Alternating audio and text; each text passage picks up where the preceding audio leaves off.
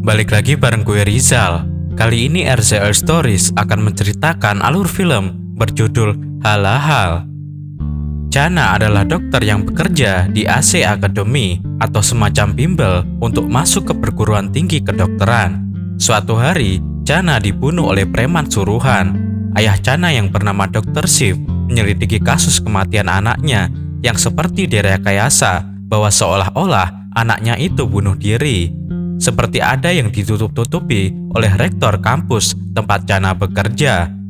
Lalu apa penyebab Chana dibunuh dan apa yang disembunyikan oleh pihak kampus, bahkan sampai kepolisian, seperti ada orang-orang besar yang terlibat ini semua. Yuk, mari simak baik-baik alur cerita filmnya.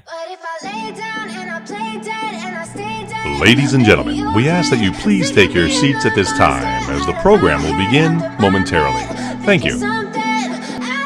Hasil tes sudah keluar. Chana menduduki posisi 1 di negara bagian dan dia masuk kedokteran di Ghaziabad Medical College karena mempunyai kekasih bernama Aziz. Aziz masih belajar di AC Academy, semacam bimbel untuk masuk fakultas kedokteran. Chana adalah senior Aziz. Scene diawali dengan memperlihatkan Chana sedang memohon kepada Aziz untuk mengembalikan flash disk-nya karena isinya adalah rahasia penting. Chana berlari mengejar Aziz. Aziz berusaha kabur dengan flash disk itu. Di belakang mereka ada banyak preman yang sedang mengejar, tapi tidak jelas preman itu mengejar Chana atau Aziz. Aziz kemudian menyeberang jalan dan berhasil lolos. Chana terus mengikuti Aziz. Di saat Chana menyeberang,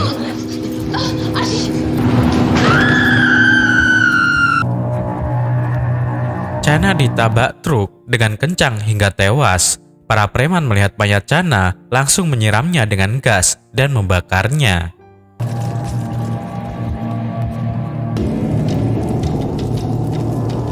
Dr. Shiv ditelepon Kapolsek. Dia mengatakan kepolisian menemukan mayat Chana terbakar. Dr. Shiv beserta istrinya bergegas ke sana dan bertemu dengan Kapolsek. Kapolsek mengatakan kepada Dr. Shiv, "Kami menemukan KTP Chana yang tengah terbakar, Pak. Kami langsung memanggilmu, dokter. Tetapi mayat Chana hancur terbakar sehingga sulit mengidentifikasinya." Dr. Shiv menangis terseduh-seduh. Dr. Shiv meminta laporan otopsi, tetapi Kapolsek baru bisa mendapatkan laporan otopsi setelah 2 hari. Sontak Dr. Shiv marah karena Kapolsek memutuskan Chana bunuh diri tanpa diotopsi terlebih dahulu. Dr. Shiv mengatakan bahwa bapak ini punya otak nggak sih? Anda bilang menemukan mayat Chana di jalan raya yang jaraknya 12 km dari kampus. Lalu untuk apa Chana berjalan 12 km hanya untuk bunuh diri? Dengan membakar diri, saya nggak yakin Chana bunuh diri. Kapolsek mendapatkan kabar ada saksi di Hotel Hawaii. Kapolsek segera meluncur ke sana, tetapi Quraisy sudah sampai di TKP terlebih dahulu karena Quraisy mau memeras saksi. Quraisy menginterogasi saksi dan ternyata saksi tidak tahu apa-apa tentang Chana. Saksi adalah mahasiswa bernama Sajar, tapi di KTP namanya tertulis Nazim. Quraisy bertanya kenapa beda namanya. Sajar menjawab, "Itu kelas pembinaan, Pak, untuk mengerjakan ujian masuk siswa bernama Nazim di AC Academy agar lolos di Ghaziabad Medical College." Artinya Sajar ini joki. Quraisy langsung memeras 20 juta rupiah ke joki itu karena takut. Si mas joki itu mengatakan, "Baik, Pak." Kampus Chana, Ghaziabad Medical College mengadakan acara untuk menyampaikan duka kepada keluarga Chana. Acara ini dipimpin langsung oleh rektor dan Profesor Manis. Di sana ada Dr. Shiv yang datang jauh-jauh dari rumahnya dari luar kota. Para rektor mengatakan Chana adalah mahasiswa terbaik di Ghaziabad Medical College. Kita sangat kehilangan sosok Chana. Setelah acara selesai dan Dr. Shiv keluar ruangan dan melihat ada foto besar Chana yang sedang dimaki-maki oleh seorang mahasiswi. Kemudian Dr. Shiv menemui Manoj. Manoj memberikan buku tabungan Chana kepada Dr. Shiv. Lalu Dr. Shiv pergi ke bank untuk menutup buku tabungan Kana dan Dr. Shiv kaget. Ternyata tabungan Kana berjumlah 2,5 miliar rupiah. Dr. Shiv merasa ada yang tidak beres dengan Kana, ada yang tidak beres dengan kematiannya. Dr. Shiv menelpon keluarga dan mengatakan akan menyelidiki tentang hal ini. Dia akan tinggal di hotel dan tidak bisa langsung pulang ke rumah beberapa hari ke depan. Dr. Shiv mulai melakukan penyelidikan sendiri. Dia menemui temannya, Chana, yang memaki foto Chana waktu itu. Dr. Shiv ngobrol dan temannya mengatakan, "Aku punya pacar, Pak, namanya Asis. Ibunya Asis pengen Asis jadi dokter. Aku dan Asis mendaftar ke AC Academy. Aku lolos tes, tapi Asis gagal. Asis stres dan mulai menggunakan obat terlarang. Lalu Asis bertemu Kana. Kana membantu Asis melakukan tes masuk kedokteran. Kemudian Asis putus denganku. Asis berpacaran dengan Kana, tapi aku pernah melihat mereka bertengkar hebat karena beberapa hal. Ada sesuatu yang terjadi di antara mereka, Pak. Lalu aku mendapatkan berita bahwa Chana meninggal dan Asis menghilang." Lalu Dr. Shiv bertanya kepada temannya Chana itu, "Apakah Asis membunuh Chana menurutmu?" Gadis itu tidak menjawab. Dr. Shiv pergi menemui Kapolsek dan mengatakan, "Bapak, tolong cari Asis. Aku yakin ada hubungan dengan kematian Chana." Tapi Kapolsek mengatakan, "Sudahlah Pak, Chana mati bunuh diri kok. Ini laporan otopsinya." Dr. Shiv melihat laporan itu dan ternyata salah. Karena golongan darah Chana itu A-, tapi kenapa ditulis di laporan itu A+? Dr. Shiv mengatakan, "Ini salah Pak." Kapolsek membalas, "Ini pasti benar kok yang buat Pak Rektor." Dr. Shiv ngotot, "Enggak Pak, ini salah, saya yakin." Kapolsek dengan sombong dengan mengatakan, "Udahlah Pak, saya nggak peduli, saya capek, saya mau pulang, saya mau tidur." Karena Kapolsek tidak bisa diandalkan, Dr. Shiv akhirnya bertemu dengan Quraish. Quraish dikenal polisi yang akan melakukan apapun demi uang. Dr. Shiv menceritakan tentang Chana. Dr. Shiv mengatakan, "Polisi mengatakan Chana itu bunuh diri." "Tidak mungkin itu Pak, saya tahu anak saya. Chana mengajar di AC Academy. Saya punya keyakinan dia dibunuh. Saya yakin Manoj dan Asis terlibat. Asis sekarang menghilang." Quraish setuju untuk membantu Dr. Shiv. Selain motivasinya karena uang, Quraish juga ingin mengusut kasus ini. Dr. Shiv memberikan uang muka 40 juta rupiah kepada Quraish untuk membantu penyelidikan ini. Quraish tahu Manoj terlibat. Quraish bertemu dengan Manoj dan mengancam akan mengusut kasus Kana. Manoj ketakutan dan langsung memberinya uang. Manoj terlihat telepon rektor dan memberitahukan bahwa Quraish mengancam akan mengusut kasus Kana. Dr. Shiv bertemu dengan rektor dan meminta klarifikasi mengenai kesalahan penulisan golongan darah Chana di laporan otopsi. Rektor berbelit-belit dan meyakinkan Dr. Shiv bahwa Chana bunuh diri. Dr. Shiv yakin ada yang ditutup-tutupi dalam tewasnya Chana. Dr. Shiv mengancam rektor untuk segera memberitahu kebenaran atau masalah ini akan diadukan ke MCI, mungkin kalau di Indonesia seperti ID. Dr. Shiv kembali ke hotel. Dia terus melakukan penyelidikan terhadap kematian anaknya. Dr. Shiv menelepon temannya di MCI untuk mengadukan kasus ini. Tapi temannya itu justru bilang, "Sudahlah Dr. Shiv, lupakanlah kasus ini. Gara-gara ini aku dipanggil Pak Menteri dan aku ditangguhkan. Kau harus berhati-hati. Orang-orang yang kau hadapi ini sangat kuat." Telepon itu lalu ditutup oleh temannya. Tiba-tiba kamar Dr. Shiv ada yang memencet tombol bel. Dr. Shiv membuka pintu dan ternyata mereka adalah preman. Preman-preman itu memukuli Dr. Shiv. Dokter semakin yakin ada yang tidak beres dengan kematian Chana. Dr. Shiv dibawa ke rumah sakit.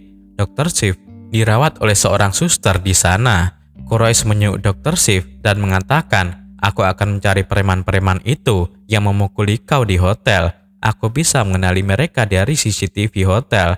Quraish berhasil menemukan preman-preman itu. Quraish membawa preman itu ke kantor polisi, tapi malah dibebaskan oleh Kapolsek. Sore harinya, para preman itu ditemukan tewas di sawah. Quraish melihat ini sebagai konspirasi besar. Dia yakin Kapolsek terlibat dan orang-orang kuat ada di belakang ini semua. Dr. Shiv curiga dengan gelagat seorang suster yang merawatnya. Dr. Shiv punya insting perawat itu tahu sesuatu tentang Chana.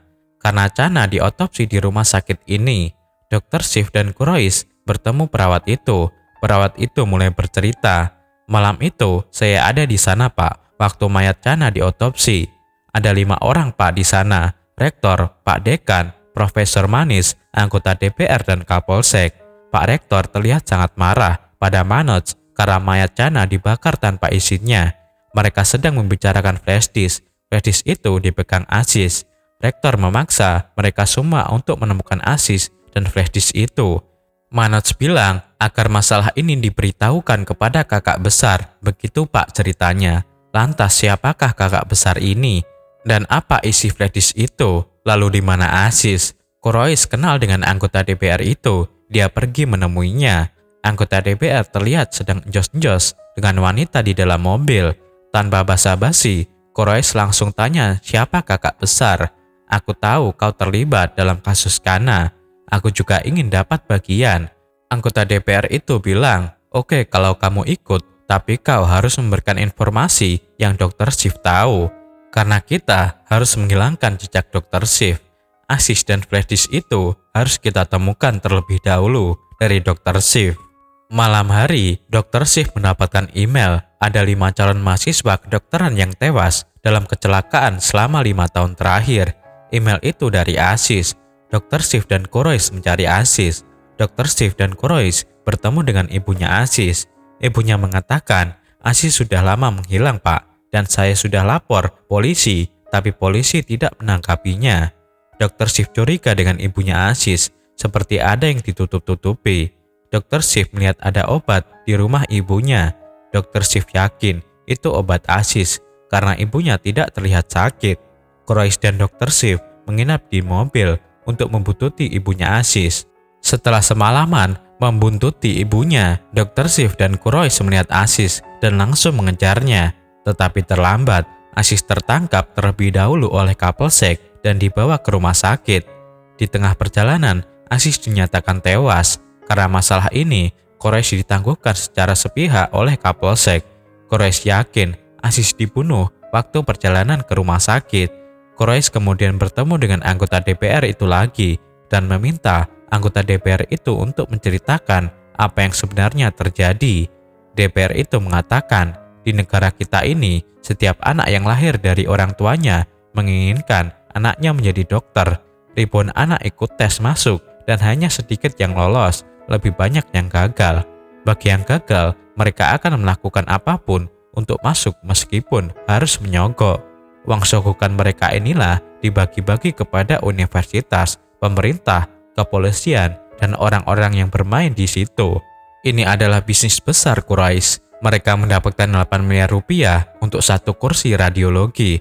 Ada 747 kursi di seluruh India untuk radiologi. Jika ada yang mengganggu bisnis ini, pasti akan dibunuh.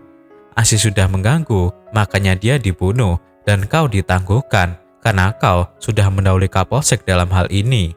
Keesokan paginya, Dr. Shiv menerima email lagi dari seseorang tak dikenal tentang kebobrokan rektor. Dr. Shiv datang ke kantor rektor, dan di sana ada Profesor Manis. Dr. Shiv mengancam rektor akan membuka kebobrokan ini semua kalau rektor tidak berbicara yang sesungguhnya tentang kematian Chana.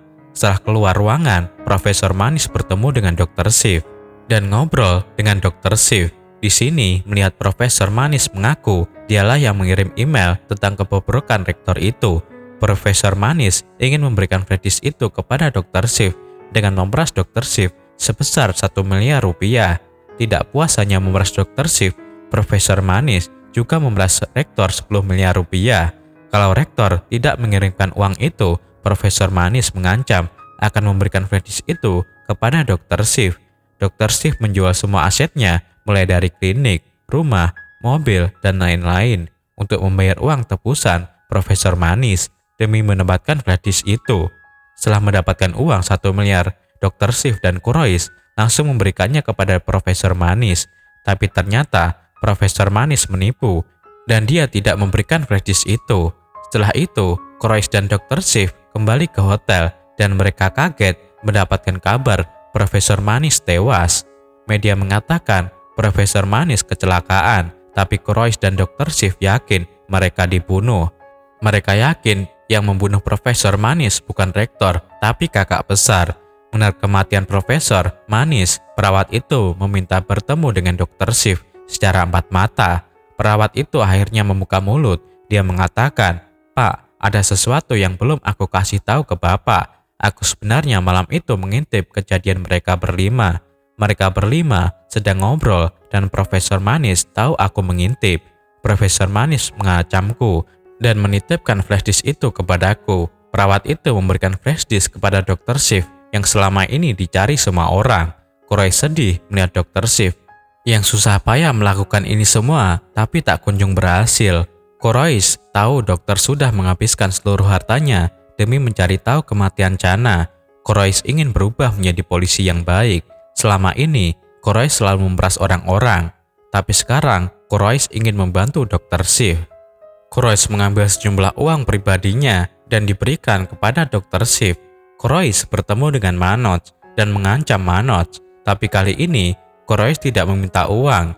Dia meminta untuk bertemu langsung dengan kakak besar. Quraisy dan Dr. Shiv diantar langsung menghadap kakak besar.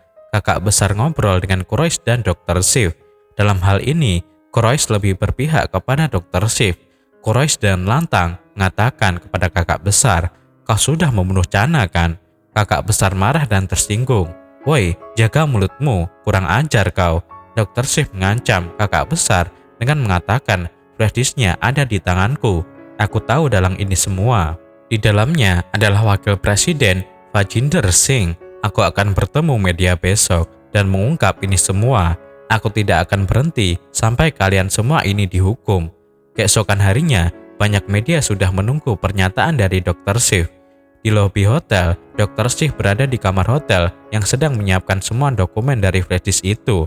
Sedangkan Quraisy menyembunyikan perawat di suatu tempat agar bisa memberikan pernyataan juga ke media, karena perawat itu adalah saksi utama. Quraisy sedang melindungi perawat itu. Di saat Dr. Shiv turun ke bawah, naik lift, dia dihadang banyak preman. Preman itu membawa Dr. Shiv ke atap hotel. Di sana ada kakak besar dan rektor. Mereka bertiga mulai ngobrol. Dr. Shiv memegang erat dokumen itu yang didapat dari flash disk. Kakak besar dan rektor mengungkapkan yang sebenarnya terjadi tentang kematian Chana. Rektor mulai bercerita, "Chana mengajar di AC Academy. Chana adalah agen kami. Chana membuat para juniornya jatuh cinta kepadanya sehingga malas belajar dan gagal masuk fakultas kedokteran, sehingga tahun depan mereka yang gagal akan menyogok dengan uang besar untuk masuk fakultas kedokteran, seperti Aziz contohnya. Tahun ini, Chana mendekati Aziz dan membuat Aziz jatuh cinta kepadanya, sampai Aziz gagal tes. Tahun depannya, Aziz akan menyogok dengan uang yang besar untuk masuk ke fakultas kedokteran. Tetapi Aziz mengetahui semua ini dan ingin membongkarnya. Kami berencana membunuh Aziz. Kami menyuruh preman itu untuk membunuh Aziz. Tapi preman itu malah membunuh Chana dengan truk. Kemudian preman suruhan kami membakarnya.